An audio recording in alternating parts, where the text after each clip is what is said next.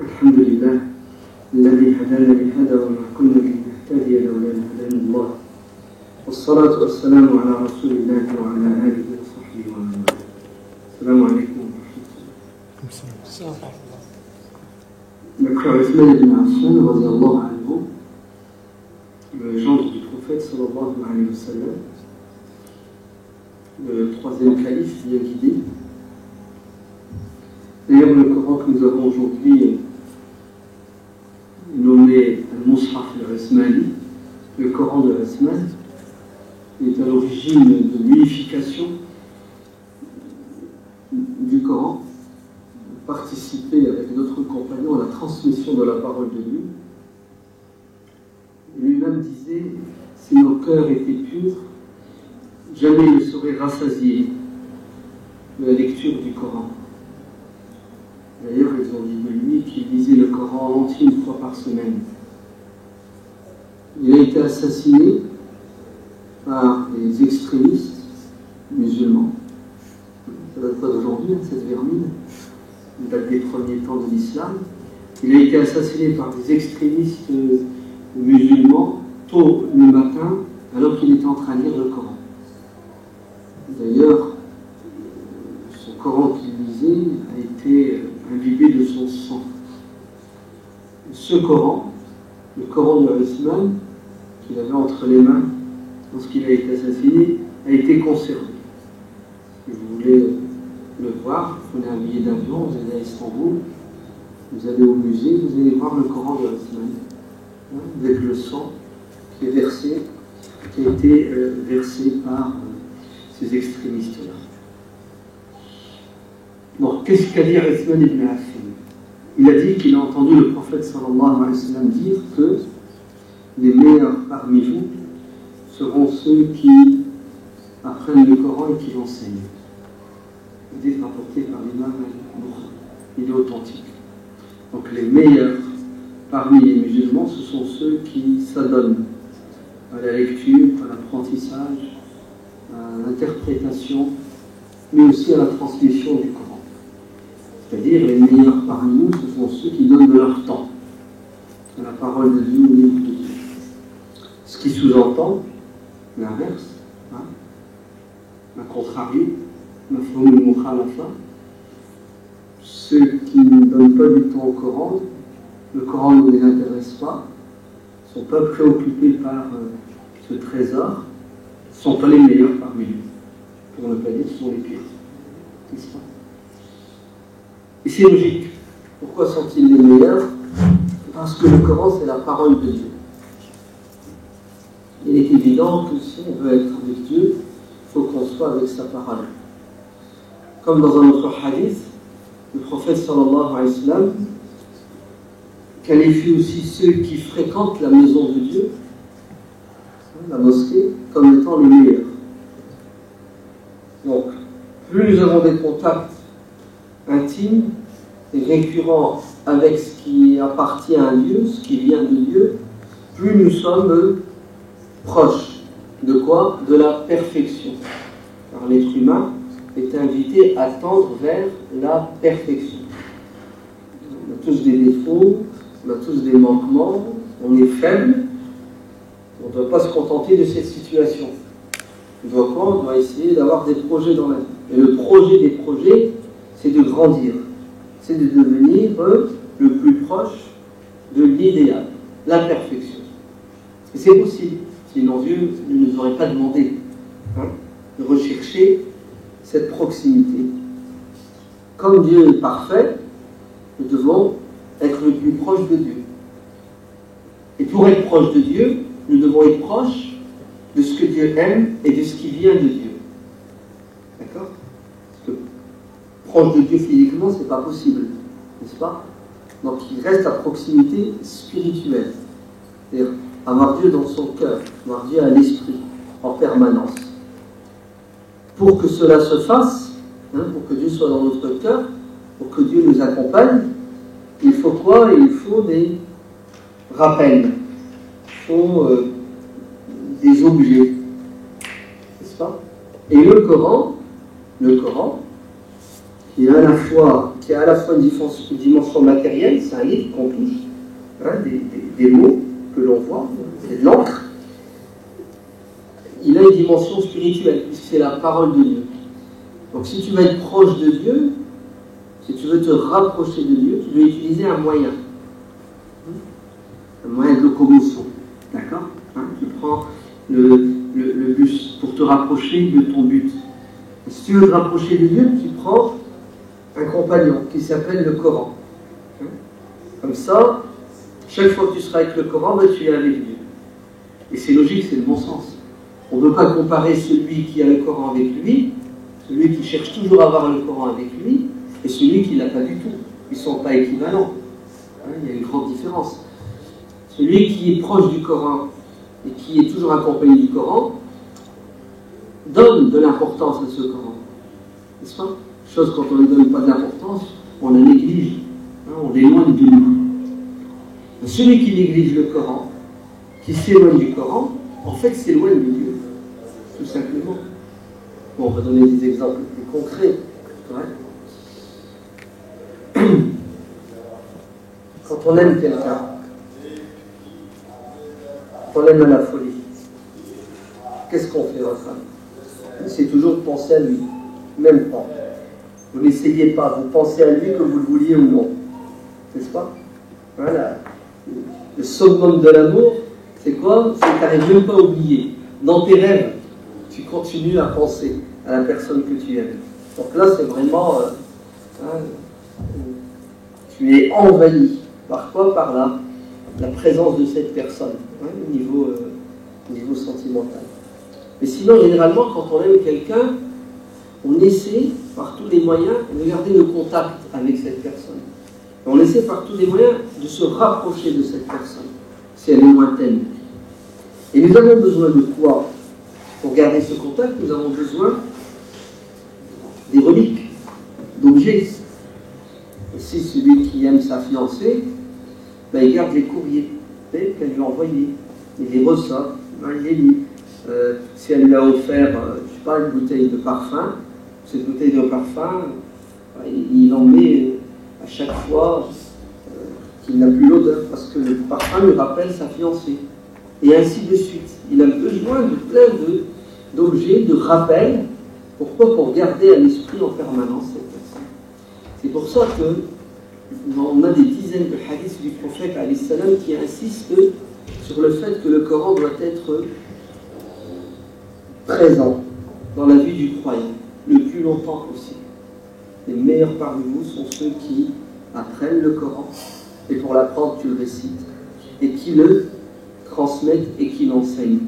Pourquoi? Parce que ces gens-là ont l'amour de Dieu dans le cœur, alors tout ce qui leur rappelle Dieu, ben, ils s'y attachent. Ils s'attachent à la mosquée, ils s'attachent au Coran, et ils s'attachent à tous les actes que Dieu aime.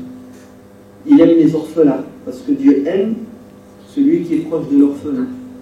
Il aime ses parents, parce que Dieu aime ceux qui respectent et servent les parents, et ainsi de suite. Et le summum, c'est quoi? Ben, c'est d'aimer ce qui vient directement de Dieu. Et s'il y a bien une chose sur terre qui vient de Dieu, ouais, qui n'est pas matérielle, c'est le Coran. Vous entendez? C'est le Coran. C'est la parole de Dieu, incréée, non créée. C'est pour cela, celui qui a une partie du Coran dans le cœur, dans l'esprit, dans la tête, on n'est pas là avec ce que je vais dire. Hein. Il a une partie de Dieu en lui. Puisque le Coran, c'est la parole de Dieu. Eh oui. D'ailleurs, on le dit, Adarajulul Qur'ani. C'est un homme imbibé du Coran. Alors, bien entendu, la connaissance théorique du Coran n'est pas suffisante. C'est une étape. Il faut que le Coran se concrétise à travers des actes. Il faut le mettre en pratique. C'est pour ça, quand on dit à Aïcha comment le prophète se comportait, décris-nous le prophète, elle a dit lisez le Coran, puis vous allez voir que le prophète, c'est le Coran. C'est un Coran ambulant. C'est-à-dire que le prophète correspond exactement à tout ce que Dieu demande à un être humain de faire. Et le prophète, il a fait, il l'a mis en pratique. Une fusion, une symbiose entre le croyant et le Coran. Tu regardes le croyant, tu vois le Coran, tu regardes le Coran, tu vois le croyant. D'accord? Donc les meilleurs parmi nous. Voilà. La compétition. Hein, la porte est ouverte. Alors, c'est évident que tout le monde ne pourra pas apprendre tout le Coran. Ouais. Il y aura une infime minorité qui fera l'effort et qui l'apprendra. Mais regardez comment notre religion, subhanallah, elle est accessible à tout le monde et comment notre religion tient compte de cette faiblesse de l'être humain. Le prophète sallallahu alayhi wa sallam dit dans un hadith rapporté par l'imam Muslim à ses compagnons: réunissez-vous dans la mosquée, je vais vous réciter un tiers du Coran. Les compagnons se réunissent et le prophète alayhi salam leur récite la sourate Qul huwallahu ahad, Allahu samad, lam yalid wa lam yulad wa lam yakul lahu kufuwan ahad. Ensuite, il rentre dans sa chambre et il les laisse comme ça sur leur faim. Ils attendaient 200 pages du Coran. Et voilà qu'ils nous récitent 2 lignes du Coran. Alors ils se mettent à discuter entre eux. Pourquoi est-ce qu'il s'est arrêté? Il va revenir, il va continuer, il a fait... Bref, il les laisse dans le doute, dans la suspicion. C'est voulu, c'est fait exprès, hein, pour susciter en eux la curiosité intellectuelle. Le voilà qu'il revient et il pose des questions sur leur discussion. Ils leur dit: prophète, tu nous as dit un tiers du Coran, tu as récité 2 lignes, on ne sait pas ce qui se passe. Il y a un qui explique, il leur a dit: je viens de vous réciter un tiers du Coran. Cette sourate équivaut à un tiers du Coran. Si vous la récitez, c'est comme si vous avez récité un tiers du Coran. Vous aurez la récompense de celui qui a récité 200 pages. Ce qui revient à dire, si on la récite 3 fois, Qul huwallahu ahad, Allahu samad, lam yalid wa lam yulad, wa lam yakul lahu kufuwan ahad, Qul huwallahu ahad, Allahu samad, lam yalid wa lam yulad, wa lam yakul lahu kufuwan ahad, on vient de réciter le Coran en entier. C'est-à-dire, on aura la récompense à l'instant de celui qui a récité les 6236 et quelques versets du Coran. Vous vous rendez compte? Parce qu'il y en a qui ne savent pas lire et qui ne sauront jamais lire. Il y en a qui savent lire et qui ont du mal à trouver du temps. Ils sont tellement occupés, préoccupés, ils sont distraits. Mais ils ne sont pas excusés. Le prophète leur a sorti un joker qui s'appelle Qul huwallahu ahad. Voilà, il est entre vos mains. Ce n'est pas difficile à prendre, 3 versets, 4 versets. Vous les apprenez et puis vous les récitez en permanence, matin, midi et soir. À chaque instant, vous avez quoi? Vous avez le souci d'être en contact avec le Coran. Vous avez le souci d'engranger des milliers de hasanat, puisque le prophète sallallahu alayhi wa sallam dit: pour chaque lettre du Coran que vous allez réciter, prononcer, vous avez une hasana, une bonne action, multipliée par 10, voire plus, en fonction de votre sincérité, de votre concentration. Vous vous rendez compte des milliers, des dizaines de milliers de hasanat à chaque fois que vous récitez le Coran en entier? À chaque fois que vous aurez récité 3 fois Qul huwallah.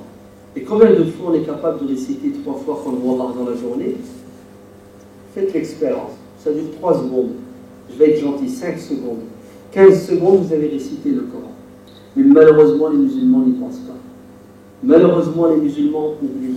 Malheureusement, même le strict minimum, même ce qui est le plus facile à faire, les musulmans n'y pensent pas. On est pris par quoi? Par la dunya. On est distrait. Vous voulez un petit moyen technique, ouais, pour réciter Qul huwallah sans arrêt? Procurez-vous un chapelet. Un petit chapelet. Pas un trop gros, sinon c'est visible. Puis c'est lourd. Ouais, ça on comprend. Un petit, où il y a 10 graines. Puis vous mettez la main dans la poche, et puis pendant que vous marchez, vous êtes assis, là où vous êtes, même quand vous discutez avec quelqu'un, la personne vous parle, vous êtes en mode silence, vous l'écoutez, vous dites Qul huwallahu ahad dans votre tête, sans arrêt.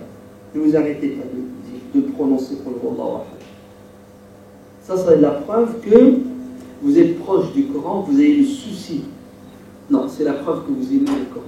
Comme a dit Othman ibn Affan, si nos cœurs étaient purs, on ne serait jamais rassasié de la lecture du Coran. Donc le Coran, c'est quoi? C'est la parole de Dieu qui a pour objectif de nous permettre de garder un contact avec Dieu. Celui qui aime Dieu aime le Coran. Celui qui aime le Coran trouve du plaisir et se donne du temps pour le lire.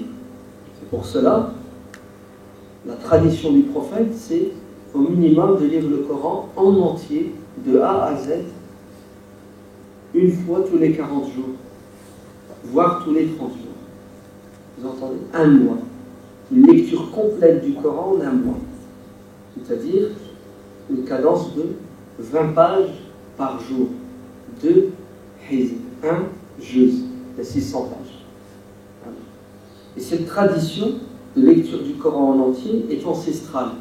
Elle remonte au premier temps de l'islam et nos ancêtres ont toujours fait cela, du moins ceux qui pouvaient. Et cette tradition existe encore dans certains pays musulmans, notamment les pays du Maghreb. Le matin, après la prière de Subh, ils restent assis à la mosquée et ils se mettent en cercle. Et puis il y a un chef d'orchestre, l'imam, qui commence la lecture et tout le monde lit avec l'imam. C'est une lecture de groupe. Et ça leur prend 20 minutes et ils lisent 10 pages, un hizb.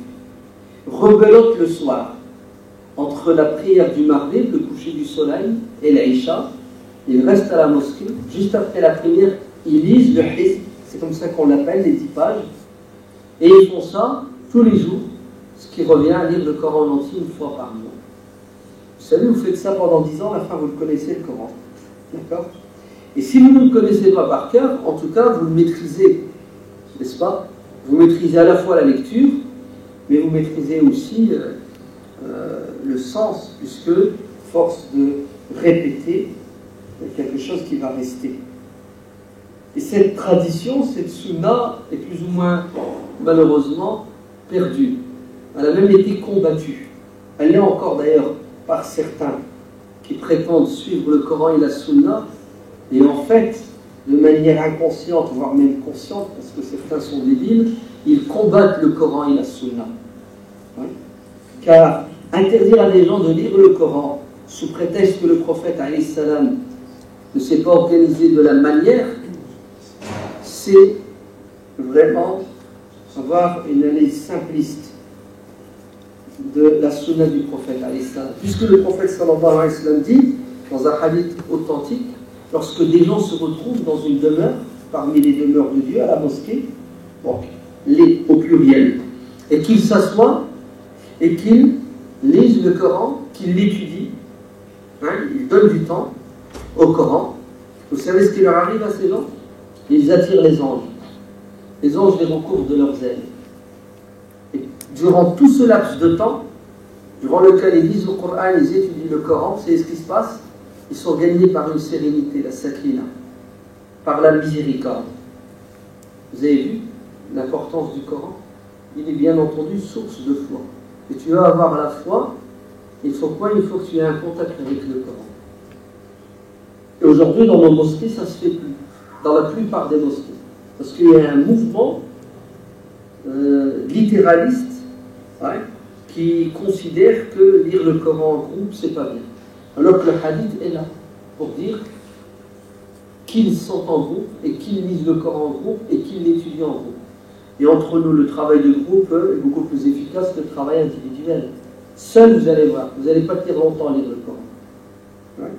Peut-être vous allez sortir de cette conférence, vous allez être boosté, vous allez avoir envie de le lire. Je vous donne une semaine, 15 jours. Je vais être gentil, je vous donne 2 mois. Après, vous allez abandonner. Parce que l'être humain, il est comme ça. Il se lasse, il se fatigue, il est détourné, il est perturbé, il est déstabilisé, tout ce que vous voulez. Par contre, quand il y a un travail de groupe, quand il y a une dynamique de groupe, il y a beaucoup de chances à ce que l'acte en lui-même se pérennise. Mais nos mosquées, malheureusement, ont plus ou moins délaissé toutes ces habitudes ancestrales de nos ancêtres qui, pourtant, ont fait preuve de leur efficacité. Un jour, le prophète sallallahu alayhi wa sallam interpelle certains de ses compagnons. Des compagnons qui avaient un statut spécifique. C'était des compagnons qui n'avaient pas de travail. Le chômage existait aussi à l'époque. Vous entendez? Donc, c'était des chômeurs qui n'avaient pas de travail, ou certains, c'était des gens qui étaient de passage Ils venaient à Médine s'installer pendant un laps de temps pour apprendre la religion. Quoi qu'il en soit, ils étaient à peu près une centaine, 80, 70, et ils squattaient la mosquée. C'est-à-dire qu'ils vivaient dans la mosquée, hein, ils habitaient dans la mosquée, ils dormaient dans la mosquée, ils étaient pris en charge, nourris par la communauté. On les appelle Ahlus Sofa. Hein. Il y a la mosquée derrière, il y avait cet endroit qui leur était réservé. Donc ce sont des petites gens, des pauvres, d'accord, qui n'ont pas beaucoup de moyens, mais ils sont assoiffés de savoir et de connaissance. Ils passent leur temps à apprendre la religion et à être au service de la religion. Un jour, le prophète sallallahu alayhi wa sallam les interpelle en leur disant: est-ce que vous souhaiteriez aller à l'extrémité de la ville de Médine, donc au faubourg de Médine, dans la banlieue médinoise, la Aqiq, Bourham, et une fois arrivé là-bas, trouver deux chamelles bien grasses, hein, deux chamelles qui valent leur pesant d'or. D'accord. En d'autres termes, aller là-bas et trouver un trésor, des milliers d'euros. Alors vous dites ça à des pauvres, qui rêvent que d'une chose, c'est avoir touché le gros lot, c'est ça? Ouais. Toucher quelques milliers d'euros pour avoir une maison, pour se marier, une voiture. Bien entendu, prophète. Hein, c'est notre rêve, c'est notre souhait. Très bien. Puisque c'est une ambition que vous avez qui est tout à fait louable. Je vous fais une proposition meilleure. Laquelle? Vous venez à la mosquée et vous apprenez 2 versets du Coran. C'est meilleur que posséder ces 2 monticules d'argent, ces 2 chamelles qui vont vous ramener de l'or. Donc, vous avez vu comment le prophète sallallahu alayhi wa sallam met l'eau à la bouche. À qui? À ses compagnons en leur disant: vous aspirez à posséder du matériel, certes, c'est humain, c'est normal. Mais sachez que profitez de la situation dans laquelle vous êtes maintenant. Parce qu'il viendra un jour où vous allez quitter la mosquée, vous allez trouver du travail, vous allez vous enrichir. Et peut-être que ce jour-là, vous n'aurez plus le temps d'apprendre le Coran, ne serait-ce que de verser, de les réciter, de les comprendre et de les enseigner. Maintenant, vous êtes dans cette situation. Comme vous avez envie de vous enrichir, enrichissez-vous intellectuellement et spirituellement avant que vous ne puissiez plus profiter de votre temps. Et c'est ce que vont faire ces compagnons. C'est pas tomber dans l'oreille d'un sourd, ils vont apprendre le Coran. D'ailleurs, des délégations d'une tribu va venir à Médine, va annoncer sa conversion, et ils vont demander au prophète de leur donner des enseignants. Et le prophète va envoyer avec ces gens-là ses sahaba, ses compagnons de la Soufa, qu'on appelait Al-Qurra, ceux qui connaissaient le Coran par cœur. Ils étaient 70, ils vont tomber dans un guet-apens, c'était un piège, et ils vont se faire tuer. Ils vont tous tomber martyrs. Donc, ce hadith est là pour nous dire: ok, la richesse matérielle, c'est halal, c'est souhaitable, c'est un rêve qui n'est pas blâmable, mais la richesse des richesses, c'est quoi? C'est la richesse spirituelle. C'est mieux, vous entendez? C'est mieux. Ouais, c'est mieux, mais bon. Prophète, c'est dur. Ouais. Je ressens beaucoup plus de plaisir et de jouissance quand le virement mensuel est fait, ouais, que lorsque j'apprends des versets du Coran ou lorsque je les comprends, je les lis. N'est-ce pas? C'est la vérité, la réalité. D'ailleurs, si j'ai trouvé du plaisir et si je considérais que c'était super, je ne perdrais pas mon temps. N'est-ce pas? Je vous raconte une anecdote. Il y a un frère qui me l'a juste hier soir évoqué. Il a évoqué la personne et tout de suite j'ai pensé. J'étais avec quelqu'un et on s'est rappelé les souvenirs d'antan, les années 80, 1984-85. Et quand on se rappelait ces souvenirs-là, à un moment donné, il cite le nom d'un frère qui est décédé. Il dit le frère Muntasir Rahimahullah. Et c'est vrai, le frère est décédé jeune. Et il dit comme ça, c'était quelqu'un d'extraordinaire. Et quand il a dit ça, quelle est l'image qui est passée devant mes yeux du frère Muntasir? Une image. Et subhanallah, c'est toujours la même qui revient à chaque fois qu'on évoque son nom. C'est cette image. Il était à peu près 11 h du soir. Vous entendez, 23 h. Je ne sais plus si c'est en été ou en hiver. Allah alam, en tout cas, il faisait nuit. Je revenais d'une halaqa. Donc, on a eu l'habitude de se voir le soir, passer d'un appartement à un autre, pour justement apprendre le Coran. Chaque semaine, il fallait revenir avec 5 nouveaux versets du Coran qu'on a appris. On faisait l'explication des versets, n'est-ce pas? Et puis, on avançait comme ça. Donc, 50 semaines, ça fait combien? Fois 30 fois 5 ça fait? Voilà. En un an, tu as appris 250 versets du Coran. Vous vous rendez compte? 5 par semaine. Fois 50 semaines, 250 versets. Mais il faut s'imposer le rythme. C'est pas compliqué, 5 versets en une semaine. Ça fait un par jour. N'est-ce pas? Mais il faut vouloir. Donc il est 23 h. Je marche dans les rues de l'île, il fait nuit, pour regagner ma piole. Et je vois là-bas, au loin, à l'horizon, une silhouette. C'est un homme qui marche. Et plus il se rapproche de moi, plus je le distingue. Et vous savez c'était qui? C'était le frère Muntasir. Ouais. Et au loin, il était en train de marcher, vous savez comment? Avec le Coran dans la main. En train de quoi? En train de réciter, en train d'apprendre son Coran. Donc il est très loin, et je le vois avec son petit Coran. C'est un Coran de poche. Hein? À l'époque, ça venait de sortir, hein. C'était récent, c'était nouveau. Et cette image, cette scène nocturne, ça m'a touché. Je me suis dit, subhanallah, à ce point-là, même en marchant dans la rue, dans le noir, il est quoi? Soucieux de lire, d'apprendre le Coran. C'est que vraiment, le Coran, il a de l'importance et de la valeur à ses yeux. Et je me souviens, par la grâce de Dieu, je suis tombé justement sur un petit Coran. Voilà. Et je l'ai toujours, subhanallah, ce petit Coran.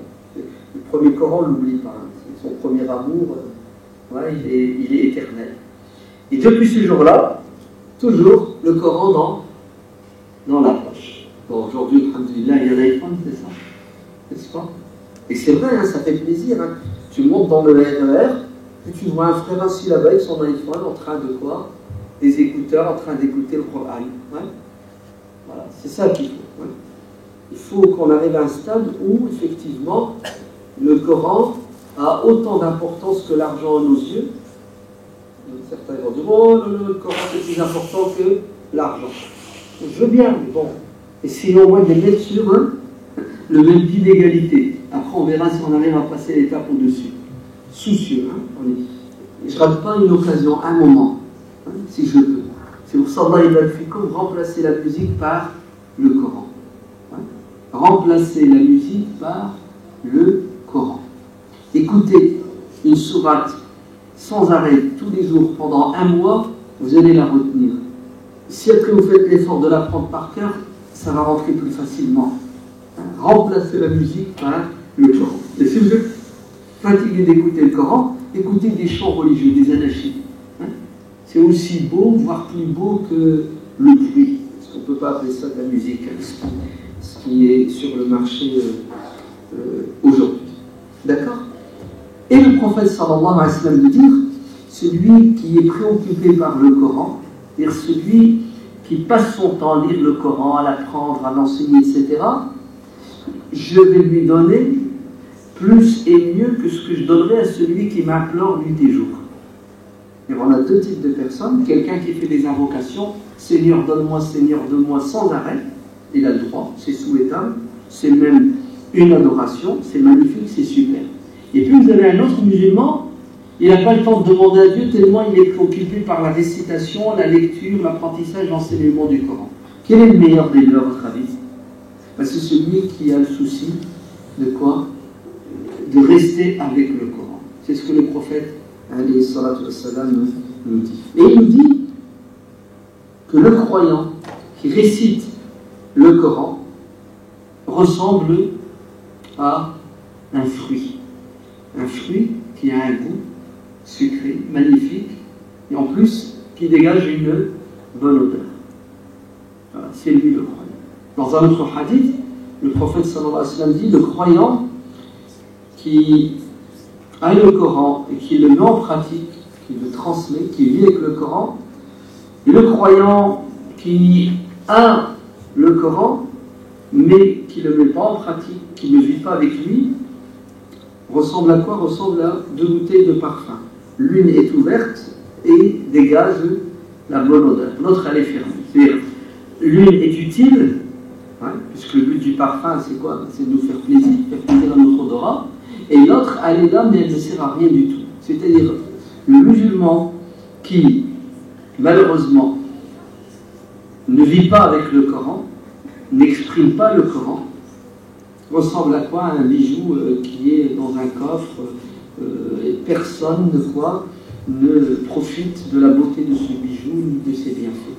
Il faut choisir son camp, être la bouteille de parfum qui dégage des bonnes odeurs dans la salle et qui fait du bien à tout le monde et qui se fait du bien à lui-même, bien entendu. Donc le croyant qui lit, qui récite, qui pratique le Coran, c'est quoi? C'est ce fruit qui est délicieux à l'odorat et au goût. Le croyant qui ne récite pas le Coran, c'est un fruit, certes délicieux, mais qui ne dégage pas d'odeur. Il est bon pour lui, n'est-ce pas? Mais il n'est pas bon pour les autres. Il est utile pour lui-même, mais il n'est pas utile pour les autres. Vous voyez que le Coran a pour objectif, non pas de faire de nous des croyants pieux uniquement, mais des croyants pieux et au service des créatures de Dieu. Pas d'égoïsme en islam, pas d'égocentrisme, pas d'esprit d'enfermement.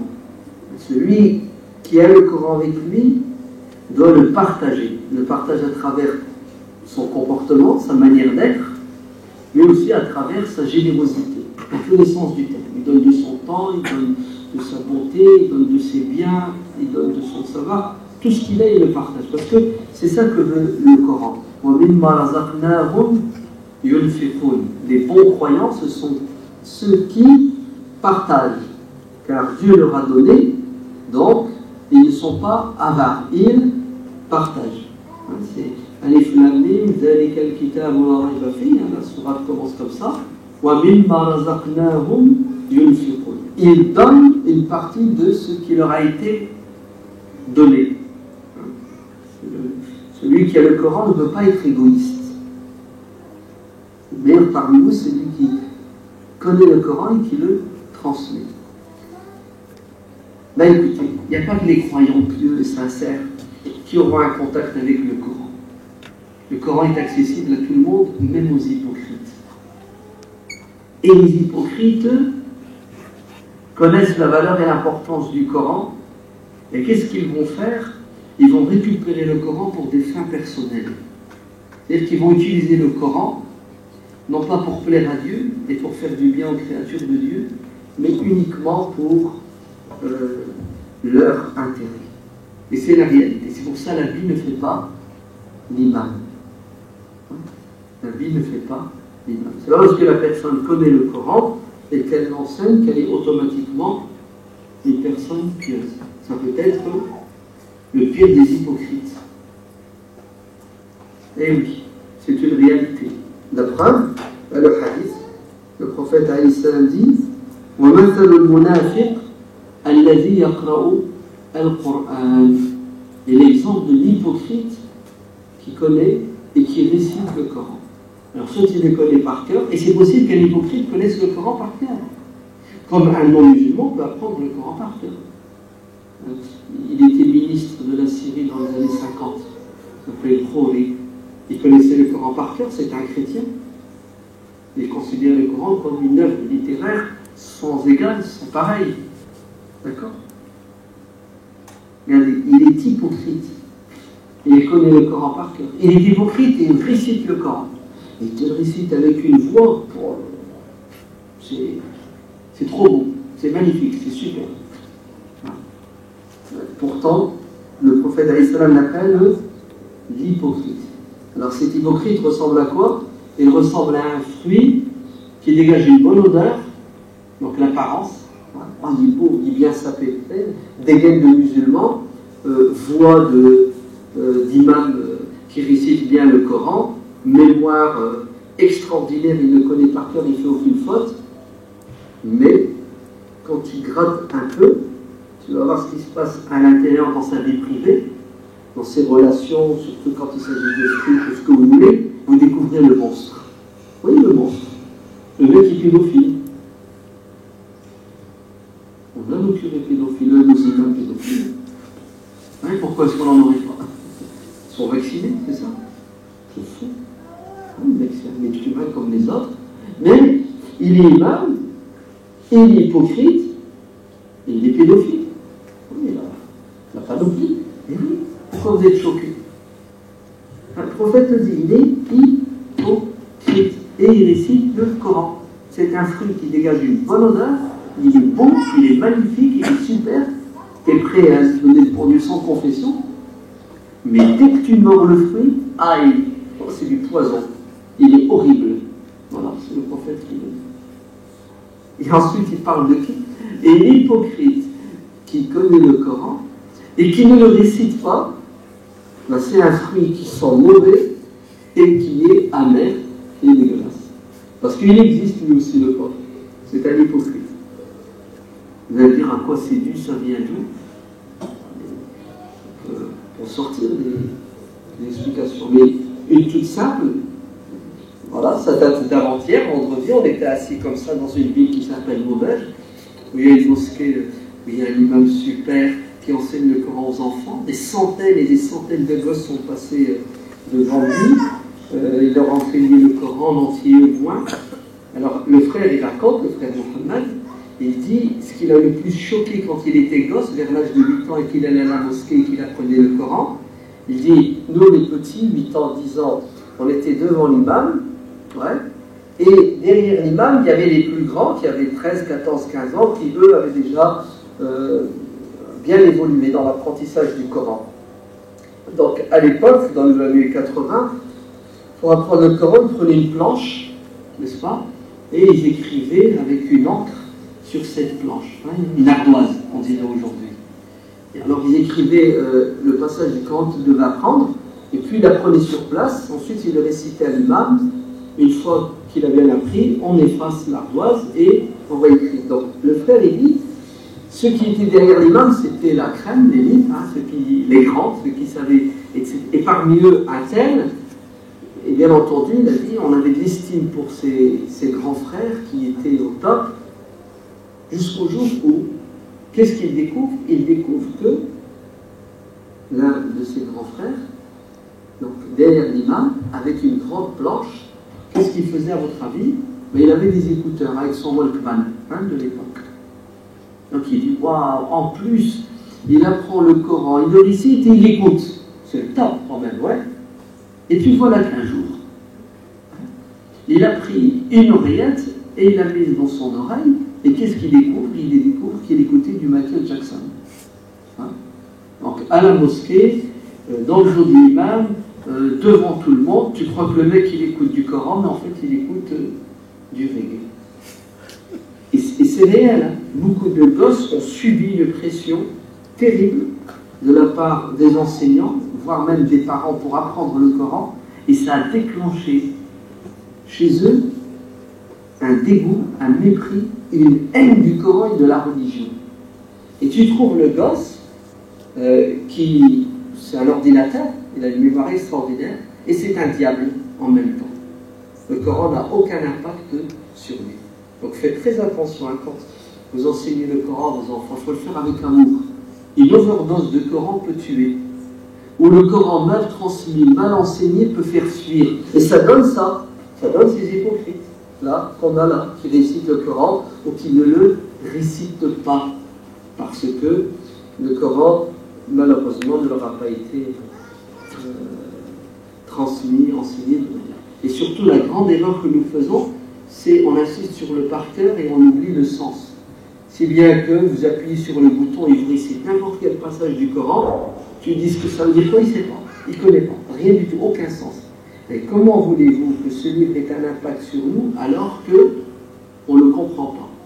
Certains te disent non, non, t'inquiète, t'écoutes le Coran, il y a quelque chose dans le Coran de magnifique, de super, et tu vas changer. Je veux bien y croire que le Coran il est magnifique, il est super. Mais j'ai un cerveau, si je ne comprends pas quand on me parle, comment veux-tu que je comprenne le message? Il faut que je comprenne. Non, non, tu n'as pas besoin de comprendre. Même si tu ne comprends pas, ça marche. Ah bon? Je ne comprends pas ce que Dieu me dit et ça marche. Il y en a qui sont dans ce délire. Alors que le Coran dit Afala yatadabbaruna al-Qur'an. N'allez-vous pas cogiter, réfléchir? N'allez-vous pas chercher à comprendre ce que le Coran veut vous dire? Non. Non, non. Et on a eu malheureusement, dans une période de l'histoire de la pensée musulmane, des imams, entre guillemets, qui connaissaient le Coran par cœur et qui ne comprenaient rien du tout du Coran. Mais rien, quand je vous dis rien, c'est rien. Hein. C'est vraiment... moi, je me souviendrai toujours, dans les années 80, on avait quelqu'un qui dirigeait la prière dans la petite mosquée. Donc, il connaît le Coran par cœur, certes, mais il ne comprend rien au Coran. Et quand il récitait la sourate Sabbih, Sabbih isma rabbika al-a'la, alladhi khalaqa fasawa, à la fin, wa ya'kuluna, quoi? At-turatha, c'est ça? Wa ya'kuluna at-turatha aklan lamman. D'accord. Vous savez comment il récitait l'imam? Écoutez bien. وَيَأْكُلُونَ التَّوْرَاةَ أَكْلًا لَمًّا. Alors je traduis. Alors je traduis quoi d'abord? Je traduis le vrai verset. Le vrai verset c'est يَأْكُلُونَ التُّرَاثَ. التُّراث. Turath, l'héritage, l'argent de l'orphelin. Hein? Ils volent, ils trichent, ils mentent. Oui? Donc c'est ça que veut dire le verset. Comme il ne comprend pas ce qu'il récite, il récite وَيَأْكُلُونَ التَّوْرَاةَ. Il mange la Torah. La Torah, c'est un livre qui a été révélé à Moïse. Donc, il bouffe du livre. Et je me souviens toujours, je lui ai fait la remarque. Je lui ai dit, excuse-moi, c'est pas à Taurata, c'est à Toratha. Donc lui, il a appris avec cette erreur. Ben, croyez-moi, 20 ans plus tard, il récite toujours Ya'kuluna Taurata. C'est tout, c'est comme ça, c'est enregistré, impossible de changer. Et il ne comprend toujours pas le sens de Taurat et de Torah. Et ainsi de suite. Des trucs à dormir debout, qui sont dus à quoi? Qui sont dus manque d'approche intellectuelle du Coran. Le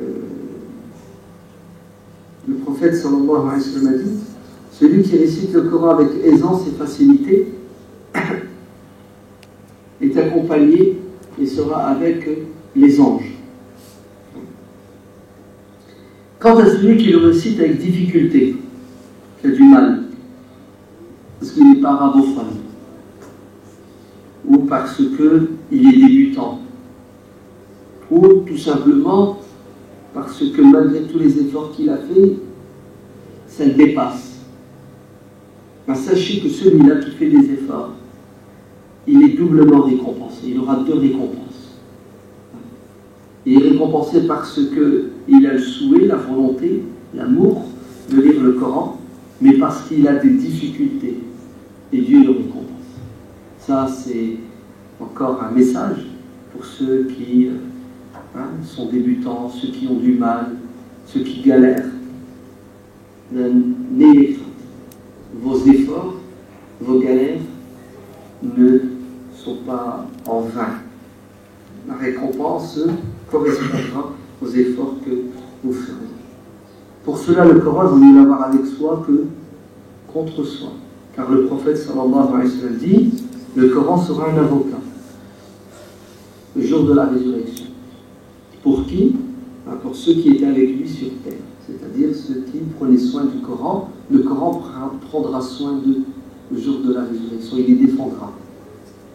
Par contre, si le Coran sur terre vous lui avez déclaré la guerre, il se transformera en procureur de la République. Et là, vous êtes pas clair. Malheur à celui qui aura comme ennemi le Coran. Le prophète, sallallahu alayhi wa sallam, dit, lisez la sourate la Vache et la sourate Ali Imran. Car le jour de la résurrection, elles prendront la parole. Elles prendront la forme de nuages. Le Coran va être personnifié, qui va devenir un être humain, qui va nous défendre, qui va être à nos côtés le jour de la résurrection, et il dira, Seigneur, donne-lui le paradis, car il passait des nuits blanches à me réciter, il passait des nuits blanches à me méditer. Vous avez vu?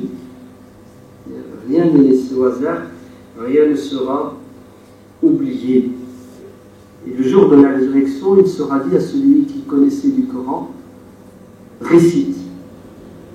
Et à chaque verset que tu auras récité, tu monteras d'un grade au paradis. Si tu connais 100 versets, tu es au 100e étage. Si tu en connais 1000, tu es là-haut. Plus tu sais, plus tu connais, plus tu seras récompensé. On perd beaucoup de temps à retrouver ça. La télé, Internet, téléphone. Si on donnait un peu plus de temps au Coran, ça nous servirait. Le prophète sallallahu alayhi wa sallam dit, vous ne devez pas jalouser les gens, sauf deux types de personnes. Il y a deux types de personnes que l'on doit envier, chercher à leur ressembler. Vous savez c'est qui? Celui qui est riche et qui fait largesse de ses biens. Le riche généreux, il est très utile, n'est-ce pas? Et celui qui connaît le Coran, et bien entendu, qui le met en pratique, qui le transmet, qui l'enseigne. Chercher à quoi? À lui ressembler. Le prophète nous pousse à quoi là? À la compétition, la concurrence. Voilà, à qui il faut ressembler. Et quand le prophète sallallahu alayhi wa sallam devait choisir dans un groupe un chef, son critère numéro 1 c'était quel est celui qui parmi vous connaît le plus le Coran. Quand il connaît, c'est pas connaître par cœur uniquement. À l'époque, il connaissait par cœur, mais il comprenait et il mettait en pratique. Et il était désigné, fût-il le plus jeune. Vous entendez? Fût-il le plus jeune. Car ce qui compte, c'est pas l'âge, ni la taille, ni le poids, ni le look. Ce qui compte, c'est ce qu'il a dans la tête et dans le cœur. D'ailleurs, c'est arrivé une fois, le prophète a choisi dans une délégation le plus jeune, les anciens ont fait des remarques, il a dit, calmez-vous, c'est lui qui connaît le plus le Coran. D'accord? Donc si vous voulez le détrôner, réveillez-vous plus tôt et mettez-vous au boulot. D'accord? Ça suffit, hein, les critères là-dessous. Ouais, j'ai 10 ans de plus que toi. Attention, on ne parle pas comme ça. Hein. J'ai 30 ans, j'ai 40 ans. T'es un gamin.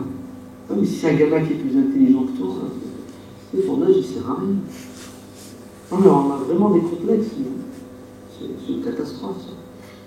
Lorsque Omar ibn Abdelaziz, le grand calife, il a été désigné comme successeur de Sulayman ibn Abdel-Malik, différentes tribus arabes envoient des délégations pour le saluer.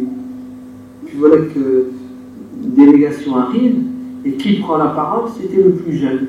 Et Omar lui a dit, main, stop, un peu de politesse. T'es le plus petit, ce n'est pas à toi de prendre la parole, laisse le plus âgé. C'est ce que lui a dit le jeune homme. Il a dit, si c'était une question d'âge, sache que tu ne serais pas à cette place que tu occupes aujourd'hui.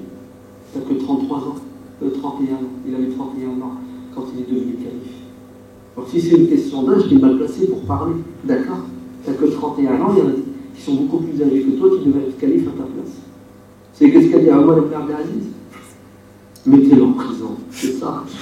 Torturez-le, tuez-le. Il a osé remettre en question sa majesté, son excellence. Il a dit, oh, ok, je comprends pourquoi ils t'ont choisi par là. Effectivement, c'est plus une question d'âge, la preuve, regarde comment tu parles. Ok, tu m'as eu 1-0 la balle au centre. Je me tais. Donc, le prophète Aïssalam choisissait parmi les gens celui qui, d'ailleurs, Amr ibn Salima, faisait l'imam dans sa mosquée. Et vous savez quel âge il avait? Non. Vous êtes prêts? 7 ans. Il avait 7 ans, c'est lui qui était l'imam. Pourquoi est-ce qu'il était l'imam? Il raconte. Il dit parce que j'étais assoiffé, soucieux d'apprendre. Et lorsque des gens passaient par notre territoire, je les arrêtais, des caravanes, et je leur disais, vous venez de Médine, est-ce que le prophète vous a enseigné quelque chose, le Coran? Et il apprenait le Coran de la bouche des gens qui passaient par son village, par le territoire. Il se retrouvait le plus expert dans le Coran. Et comme ce sont des gens intelligents, et qu'ils ont compris que celui qui doit diriger la prière, c'est le plus compétent, mais ils l'ont mis comme imam à l'âge de 7 ans. C'est beau 7 ans. Mais il y a juste un petit problème. Ouais. C'est que les vêtements, ça ne courait pas la rue chez les Arabes, du moins, ça ne courait pas le désert chez les Arabes.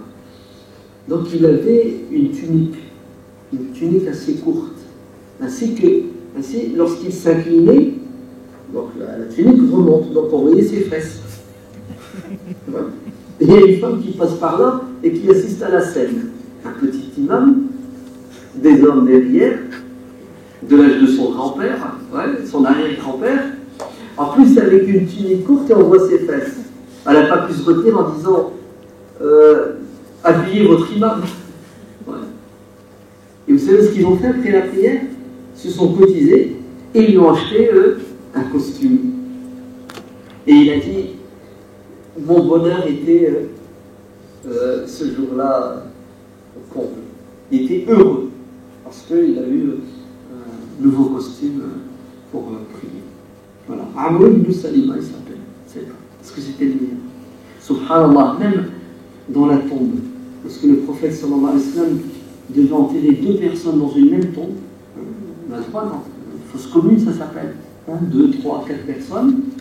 La première personne qu'il mettait dans la tombe, c'était qui? Il disait, quel est d'entre les deux celui qui connaît le plus de Coran? C'est lui. C'est lui qu'il faut mettre au paradis en premier.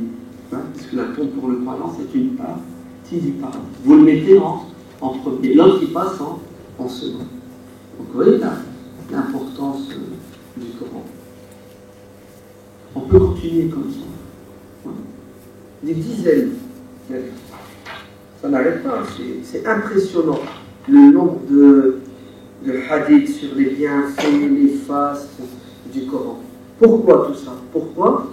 Parce que, voilà, c'est le livre de Dieu, c'est la lumière, c'est la guidance, c'est notre nourriture intellectuelle, spirituelle. Celui qui s'attache au Coran, c'est celui qui s'attache à la honte de Dieu. Vous connaissez tout ça. Mais on a tendance à quoi? On a tendance à malheureusement oublier, à délaisser. Puis on a surtout tendance à lire et à ne pas nous arrêter.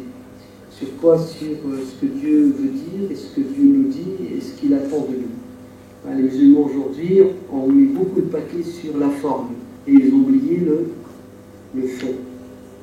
C'est à la mode en ce moment. Le tajwid, le tartil, je vais m'inscrire. Pourquoi? Pour apprendre à chanter le Coran. C'est ça? C'est devenu une mode. Alors que le mec, quand il dit, oh là là, c'est beau, hein. Le qaf, il te le prononce comme il faut, la qalqala, l'idgham, la runa, tout ce que tu veux, toutes les règles de phonétique, de récitation. Ça veut dire quoi? Il ne sait pas. Il sait pas. Et ça, c'est catastrophique. Ça n'a pas de sens. Vous entendez? Tu mets l'accent sur la forme et tu oublies le fond. Et le fond, c'est quoi? C'est comprendre. Qu'est-ce que Dieu me dit? Dieu m'a envoyé une lettre. Et Yas ibn Muawiyah, rahimahullah, dit l'exemple de ceux qui lisent le Coran et qui ne le comprennent pas, et qui ne cherchent pas à le comprendre. Et ceux qui le lisent et qui le comprennent, c'est l'exemple de qui? C'est l'exemple d'un roi qui envoie une convocation à des gens. Cette convocation leur arrive la nuit. Certains ont la lumière. Qu'est-ce qu'ils font? Ils lisent la convocation qui stipule qu'ils doivent répondre à une invitation d'urgence du roi avant le lever du soleil. Qu'est-ce qu'ils font? Ils prennent leur monture et ils vont rejoindre Sa Majesté. Parce qu'ils ont la lumière, et ils ont lu, ils ont compris, et ils ont répondu. Quant aux autres qui ont reçu cette convocation au même moment, durant la nuit, ils n'ont pas de bougie, ils n'ont pas de lumière. C'est ce qu'ils ont dit. On attendra demain matin quand le soleil se levera. Effectivement, ils ont entendu, le soleil s'est levé, et c'est écrit, si vous n'arrivez pas avant le lever du soleil, vous serez exécutés. Et ils ont tous été exécutés. Et Yas ibn Muawiyah dit, ceux qui ont le Coran et qui le comprennent, savent ce que Dieu leur demande de faire et de ne pas faire.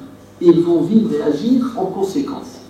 Ceux qui l'ont, qui le lisent et qui ne le comprennent pas, s'amusent. Ils attendent la mort, et là, quand ils vont se réveiller, ils diront, mais Seigneur, on ne savait pas. Je vais leur dire, ben si, je vous ai envoyé une convocation. Je vous ai envoyé un livre. Oui, mais on n'avait pas la lumière.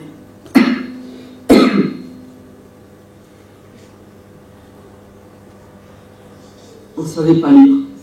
On n'avait pas compris. Trop tard. Pourtant, vous aviez les moyens, vous aviez la possibilité. C'est pour cela qu'il ne faut pas se tromper.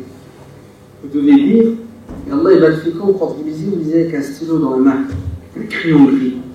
Et vous soulignez quand vous lisez et vous ne comprenez pas. Et vous demandez à ceux qui savent. Une petite histoire des années 80. Je me souviens, je donnais cours à des sœurs le mercredi après-midi. Et parmi ces sœurs, il y avait une femme. Elle est encore vivante, je l'espère, que Allah la protège. Magnifique. C'était une convertie, elle s'est convertie à l'islam. Elle n'était pas musulmane, elle est devenue musulmane. Elle s'est fait appeler Iman. Mais écoutez, tous les mercredis, elle venait avec son Coran, traduction, Muhammad Hamidullah, souligner des notes, et elle me posait des questions. Que veut dire ce verset?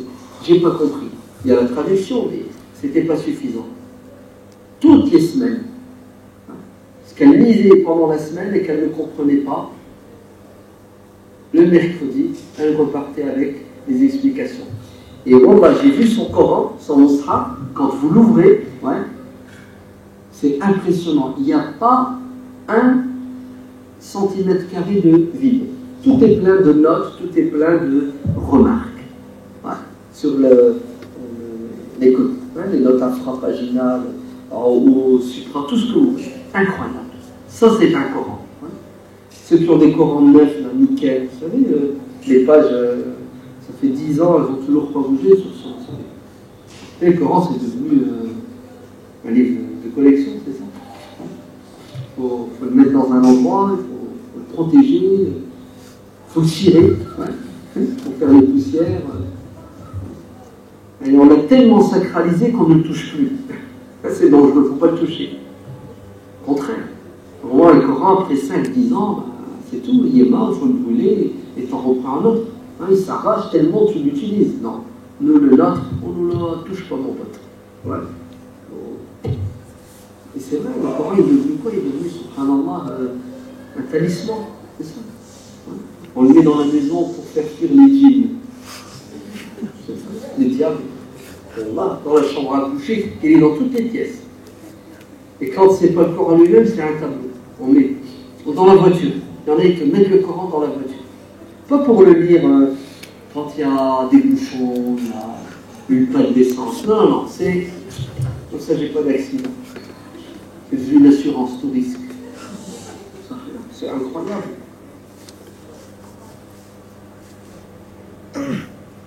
Ou le Coran, il a été résumé aujourd'hui à une pharmacie. Pharmacie, médicament. Le mec qui a mal aux dents, attends, on va voir ça. La sourate, la vache, verset 43. Ouais. C'est celui-là contre la rage de bas. T'as mal où? L'orteil, on va trouver une sourate avec les orteils. Non mais c'est impressionnant. Hein. C'est trop, moi c'est trop, tu dis, c'est de la folie. Comment c'est devenu une pharmacie? Subhanallah. Coran il est là pour on l'a détourné de son objectif. Le Coran il est là pour soigner ton cerveau, ouais, ton intelligence, ta matière grise. Il est là pour que tu vois clair, ouais, tu comprennes le pourquoi du comment de la vie. Pas. Frère, il y aurait beaucoup de choses à dire sur le Coran. C'est un très bon livre, il y en a beaucoup d'ailleurs. Lisez la lecture, hein. Iqra. C'est quand même fort et puissant hein, que le miracle des miracles de notre prophète Mohammed sallallahu alayhi wa sallam, c'est un livre. Vous vous rendez compte? Un livre. Voilà. Ça veut tout dire. Hein. Ça veut dire que le musulman doit être intelligent. C'est quoi le livre? C'est l'expression de l'intelligence, de la réflexion. Voilà, c'est ça que ça veut dire. Ça veut dire le miracle des miracles, c'est que tu te libères, toi, de l'ignorance ou de la manipulation. Soit tu es ignorant, ou soit tu penses être intelligent, mais tu es manipulé. Mais en vérité, tu es toujours ignorant quand tu es manipulé. Allez, il faut se libérer. Et la libération commence par quoi? Par le contact avec le Coran, parce que le Coran vient de Dieu. Il ne vient pas d'un être humain. Un être humain, quand il écrit, il a toujours des arrière-pensées. Il a un but quand il parle, quand il agit. Tout ce que fait un être humain, il le fait avec quoi? Avec une intention, avec un objectif. Malsain ou sain. Mais en tout cas, on est sûr que Dieu, son livre, c'est pour le bien de l'être humain. Donc il n'y a pas d'arnaque dans le Coran. Hein? Conclusion, si tu veux être libre et ne pas te faire arnaquer, garde le Coran comme boussole, parce que le Coran ne fait que te protéger de toute déviance et de toute influence néfaste extérieure de l'environnement dans lequel tu vis. Et pour ça, les premiers Arabes, ils étaient à côté de la plaque. Ouais. Dieu dit dans le Coran, écoutez, si vous prétendez que ce livre est l'œuvre d'un homme comme vous, qui s'appelle Muhammad sallallahu alayhi wa sallam, la meilleure réponse à ce défi, c'est de composer un livre qui lui est équivalent, voire supérieur. J'ai construit une super maison. Je suis dans l'île des Guinness. Record. C'est ça? Je suis le meilleur. Si tu veux faire la compétition, la concurrence avec moi, tu dois faire quoi? Tu dois faire une maison meilleure que la mienne. Oui ou non? Non, toi tu viens avec un bulldozer, tu détruis ma maison. Tu veux rentrer dans l'île des... Tu as participé au concours? Non. Regardez les Arabes, au lieu d'écrire une sourate équivalente ou supérieure au Coran pour prouver que le Coran est le livre d'un homme, parce que ce qu'un homme fait, c'est relatif. Aujourd'hui, je suis le meilleur, je suis dans le livre des Guinness. Dans 5 ans, je vais être relégué à la dernière page. Il y aura toujours mieux que moi, parce que l'être humain, il évolue. L'être humain, il est limité. Donc si le Coran c'est l'œuvre d'un homme, à un moment donné il sera caduque, il sera dépassé. Et puis cherchez bien, vous allez trouver des erreurs, la faille, puisque l'être humain n'est pas parfait. Au lieu de répondre au défi par le défi, c'est-à-dire relever-le avec un Coran, c'est ce qu'ils ont fait. Ils ont été ramenés un bulldozer, non, ils ont été ramenés un briquet pour brûler le Coran. C'est parce que je lui ai demandé de brûler le Coran, je lui ai demandé d'écrire un autre Coran. Et c'était beaucoup plus simple, c'était en plus des poètes, des professionnels, ouais, du verbiage et tout. Au lieu d'écrire, au lieu de scander de la poésie, c'est ce qu'ils ont fait, ils ont pris les armes, ils sont allés au champ de bataille, ils risquaient leur vie. D'ailleurs, ils sont morts au champ de bataille. Pourtant, c'est parce que Dieu leur a demandé de verser le sang, verser de l'encre, pour prouver que le Coran est l'œuvre d'un être humain en écrivant mieux que le Coran. Ils ne l'ont pas fait. Ils ne l'ont pas fait. Vous savez pourquoi ils ne l'ont pas fait? Parce qu'ils étaient convaincus et savaient qu'ils n'auraient jamais pu le faire et qu'ils ne peuvent pas le faire. Certains savants musulmans, c'est ce qu'ils disent. Ils disent ils ne l'ont pas fait. Vous savez pourquoi? Parce que Dieu ne voulait pas qu'ils le fassent. Et Dieu les a mis en mode pause. Il les a bloqués. Il les a. Tu peux pas. Vas-y, essaie. Tu peux pas. Et dans les deux cas de figure, ça prouve que le Coran vient de Dieu. Et ils ne l'ont pas fait parce qu'intellectuellement ils ne pouvaient pas le faire, car le Coran n'est pas le fruit d'un être humain, la pensée d'un être humain, ou ils ne l'ont pas fait parce que Dieu leur a mis des bâtons dans les roues, alors qu'ils voulaient le faire. Dans les deux cas de figure, le Coran, son existence, est la preuve de sa grandeur, de sa beauté, de sa puissance et de sa magnificence. Inna a'tainaka, non, pas celle-là. Tabbat yada, Abi Lahab. Vous connaissez? Ouais. Qui ne connaît pas? Sourate, les enfants connaissent. Très bien. Elle veut dire quoi la sourate? Elle veut dire que l'oncle du prophète Abu Lahab et sa femme, ennemis jurés de l'islam, qui ont combattu durant toute leur vie le prophète, vont mourir mécréants et aller en enfer. Bien mérité quand même, bien sûr. Quand la sourate a été révélée, au début de l'islam, elle a été révélée les premières années, Jalil, la femme d'Abu Lahab, elle a pété des plombs, parce que c'est une insulte pour elle cette sourate, puisqu'elle a été taxée de femme de ménage. Elle, la reine de la Mecque. Ouais. Dieu le dit, Hammalatul Hatab. Elle fait les poubelles. Ouais. C'est une insulte. C'est une bourgeoise, madame. Ouais. Donc qu'est-ce qu'elle a fait? Elle cherchait le prophète, pourquoi? Pour l'insulter, pour l'agresser physiquement. Et bien entendu, elle n'y arrivera pas. Et qu'est-ce qui va arriver à Abu Lahab? Il va mourir, ouais, mécréant, et sa femme aussi. Alors qu'Abu Lahab et sa femme auraient très bien pu se convertir à l'islam, puisque d'autres ennemis de Dieu et de son prophète se sont convertis à l'islam. Ils ont combattu Dieu et le prophète pendant 10 ans, pendant 15 ans, et à la fin ils se sont convertis à l'islam. Parmi eux, Abu Sufyan et Hind bint Utba. Ces deux, ce couple-là, c'était les ennemis jurés de l'islam comme Abu Lahab et sa femme. C'est pas Hind qui est à l'origine de la mort de l'oncle du prophète. Elle est allée jusqu'à quoi? Oui, mutiler son corps, récupérer le foie et le mâcher.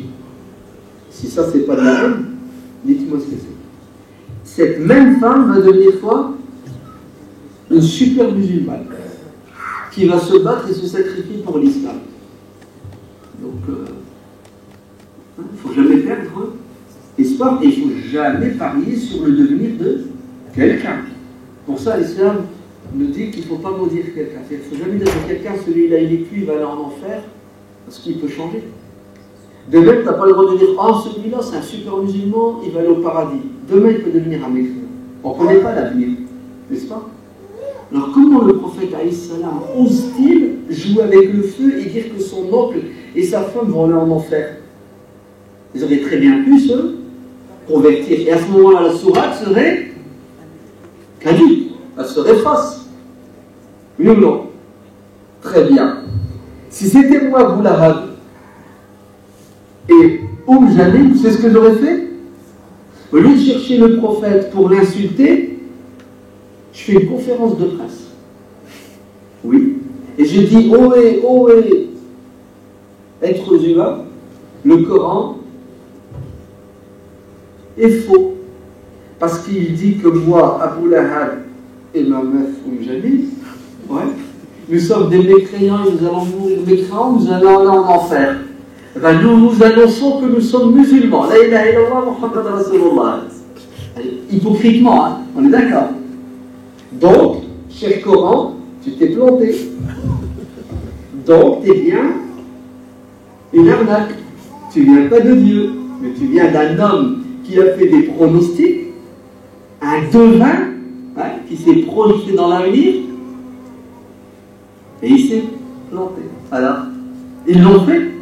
Ils ont fait la conférence de presse. Ils l'ont pas fait. C'est pourquoi ils l'ont pas fait. Ils ne peuvent pas la faire. Parce que s'ils la font, ça veut dire que le Coran est faux. Mais comme le Coran n'est pas faux, puisqu'il vient de Dieu, et Dieu sait très bien que s'ils font ça, la théorie du Coran, il vient de Dieu, tombe à l'eau. Donc qu'est-ce que Dieu fait? Il les empêche. Il dit, vous restez comme ça, vous ne bougerez pas. L'arme pour tuer le Coran, elle est là, à votre portée, allez-y, allez-y. Ils veulent, ils mettent leur main, ils ne peuvent pas. Tu ne peux pas aller là, je te l'ai donné. Et Dieu leur a donné de quoi remettre en question le Coran, et ils ne peuvent rien faire. C'est puissant, c'est pas puissant. C'est puissant. Et le comble du comble, c'est quoi? C'est qu'aujourd'hui, dans les livres des bouddhistes, ouais, dans les livres des religieux de l'Inde, le dernier des prophètes est décrit. Vous entendez? Et parmi la description du dernier des prophètes, c'est qu'il sera convaincu par son oncle, qui s'appelle le père du feu, Abu Lahab. Vous savez dire Abu Lahab? Le père des flammes, le père du feu. Vous entendez? Aujourd'hui, en 2013, vous allez en Inde, non, vous allez sur YouTube, d'accord, hein, et vous allez voir. Ouais. Non, chez les autres, c'est écrit. Et la sourate Tabbat Yada, ouais, elle est chez eux. C'est incroyable. Vous avez vu, chaque verset, chaque sourate du Coran, c'est un miracle. Et il faut bien le comprendre, il faut du temps pour le comprendre. Wallah, alhamdulillah.